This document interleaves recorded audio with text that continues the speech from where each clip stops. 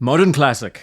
We like to throw these words around a lot. We use them very flippantly, I know I do. Of course, there are some pieces out there that will remain timeless long after we are gone.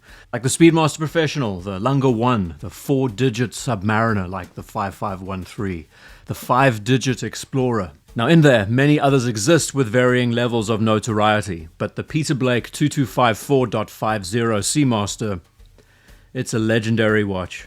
When it comes to cult status, a cult following, it is one of the top. From a brand like Omega, who doesn't necessarily stay focused or confined to a specific script, this watch stands head and shoulders above the others because it dared to be so different. So my aim of this video is to focus on the 2254, to give it a lot of praise, to talk about the design influences that made it so important, to ask a serious question as to why we haven't seen a watch like this or a variation of this kind given to us again, and the best part of all being the resident designer to take this 20-year-old design, to modify it and bring it up to the modernized specifications that Omega now offers. I feel quite confident in saying that this would be the ultimate Seamaster Professional if it ever became a serialized product. So let's start with this. Is it fair to say that Omega prioritizes the Speedmaster over the Seamaster? And I think they do. It's very clear that the Speedmaster gets a lot more love, not only from the brand, but from the community. And this could be in part because of the history, the collaborative exercise, the promotion, and the material that this watch has behind its name. There is a lot going for it. The linear evolutions it went through, from the change of case to the change of hands, how many prototypes of this watch signified other developments, and how it went from being an underdog to one of the most celebrated chronographs of all time. Well,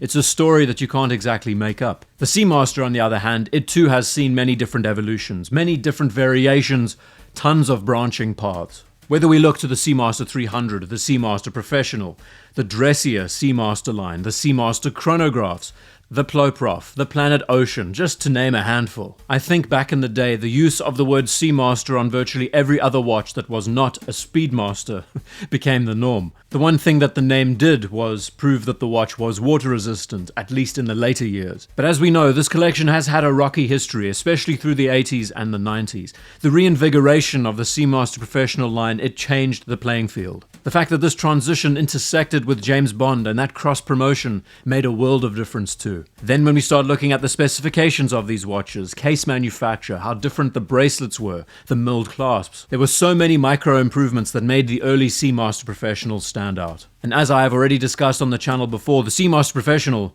it became one of the most definitive dive watches of the 1990s, and that is no small feat. Now, what happened during this weird transitional period that seems to happen quite a lot between brands? Like for example, a few weeks ago I made a video about the Sea Dweller 4000, the SD4K, and how this reference 116600 perfectly met the 90s with the 2000s, but smoothly flowed into the 2010s with ceramic bezel inserts, glide lock micro adjustment, and all the modern conveniences that we know belong to Rolex as a brand now. Now this was a broad tangent to go on, talking about Rolex all of a sudden, but I do believe that the 2254 in so many ways has a similar relationship with a watch like the SD4K. A transitional reference that does call back to older influences, that in fact manages to do a lot better as a design than the current production watches that it was surrounded by at the time. Now the reason why the Seamaster is called the Peter Blake, I think a lot of us know, is the fact that this watch was often advertised next to him in a lot of promotional material, especially in the early years. He was a sailing diehard and he also loved Omega watches. I think he went so far to call his yacht the Seamaster. I might be wrong here, but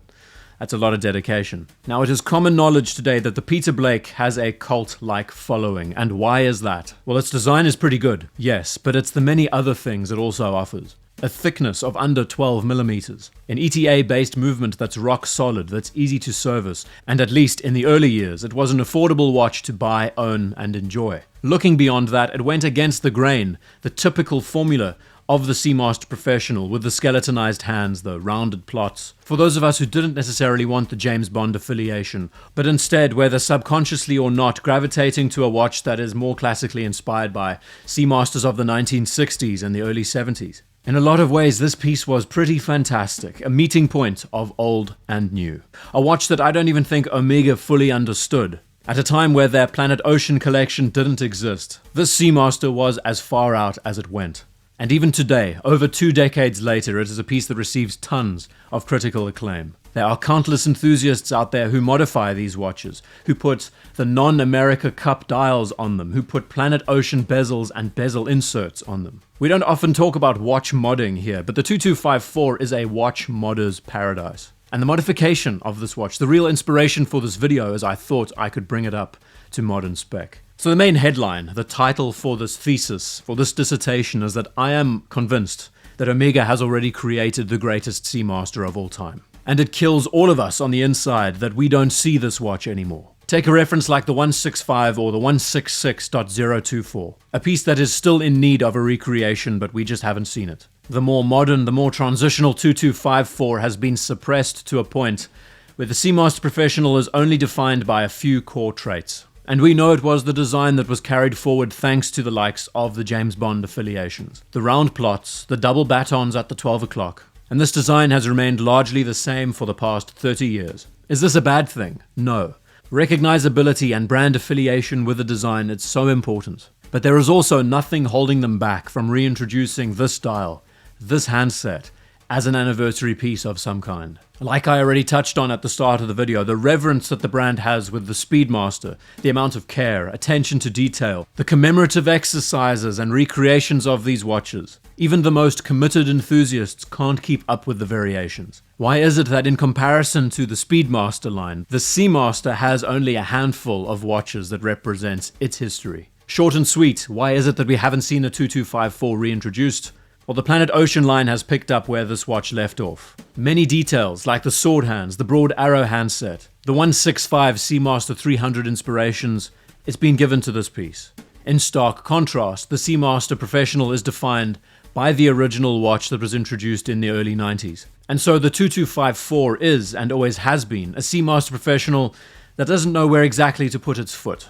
Now for the redesign of this watch, I had a lot of fun because there has been so much improvement and evolution of the Seamaster Professional collection. From movements to case dimensions, bracelet changes, the way dials have been rearranged, the way the script has been placed differently. The date complications moving from the 3 o'clock position to the 6 o'clock. So with that thought in my mind, keeping it more related to the first watch, you'll notice that with these ideas, with the few renders I'm sharing, maybe on first glance not a lot has really changed. And that was the goal. The first thing you really notice on the dial is where the date window has moved, and I think this has changed the look completely. Then it's the text arrangement, from 4 lines underneath to 3 lines. The placing of Seamaster Professional at the top of the dial, and the chronometer specifications and the depth rating beneath. I deliberately elongated the quarter plots slightly more to take up a bit more space. I also incorporated the new bezel insert design, slightly adjusted the size of the helium escape valve that I think is important to this piece, and fitted it to a series of bracelets and straps, flat link, NATO strap, and my personal favorite, the mesh. Now there are few times when a final design speaks to me, but stepping back, I am blown away by the result of this watch. And instead of looking at it logically or logistically, being able to just step back and say, yes, this is exactly what it should look like. That is what has made this redesign such a gratifying process. Not about adding so much to this watch that it bursts at the seams, but to reduce and to refine. That has always been the lightning in the bottle nature of the 2254, and I think this modern execution does the same thing. So Omega is currently sitting with all of the aces up their sleeves. They're a brand that we can appreciate because they do not follow the norm and the tradition of so many other brands. They are willing to take risks. And the redesign of this 2254, it could be a reality. And I would hope that there is someone out there, a representative of the brand, who can make this idea possible.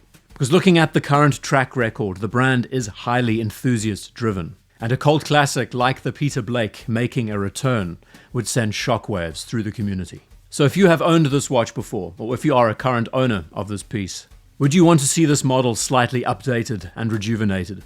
I will say again, it was such an enjoyable exercise recreating this watch, and I hope that the result speaks for itself, the potential that a piece like this has. Thank you for taking the time to watch this video. See you in the next one.